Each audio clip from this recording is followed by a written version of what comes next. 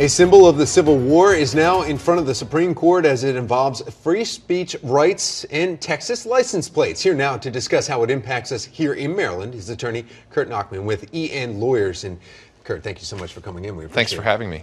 It sounds like, oh, it's Texas, okay, it doesn't matter, but really it impacts us right here in Maryland. It's going to impact all 50 states. Absolutely. And how is that? I mean, how is something like that's just something that's on a license plate in Texas, which they have, what, 450 different choices that you can choose from in Texas. Now all of a sudden they say, no, this one, the Confederate flag on there, Sons of the Confederate Veterans is around the symbol there. This one went too far. Absolutely. And the question before the Supreme Court is how much can the government regulate that speech? Not initially, but once they open it up to the general public. In other words, for example, in Maryland, we have two state-sponsored plates, the Agriculture Plate and the Chesapeake Bay Plate. But once you open it up to individuals and organizations to have their own customized plates, how much can you regulate that? Right. I mean, and that's where it goes. It's slippery slope, that dialogue that we hear again. So you open it one side, or if you limit it, then you have to stop it, and then what do you choose from limitations there? And is that really limiting free speech? That's a good question, and some of the arguments that were brought up yesterday before the Supreme Court were quite compelling. I think one of the justices suggested that, well, where do we stop? Do we stop at swastikas? Do we stop with jihadist suggestions on people's license plates? Or one attorney suggested bong hits for Jesus, and I think that sentiment was echoed by one of the judges. The judges yesterday in the oral argument seemed to indicate that this was, in fact, some level of speech. The question before the court is, how much can you regulate it, and where do you draw the line?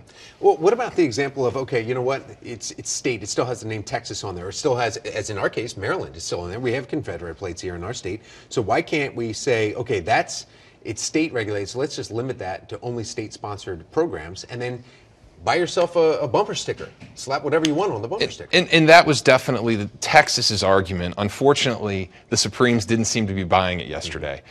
They basically said that regardless of the state's intention, once you open it up to individual organizations, you're promoting some level of speech.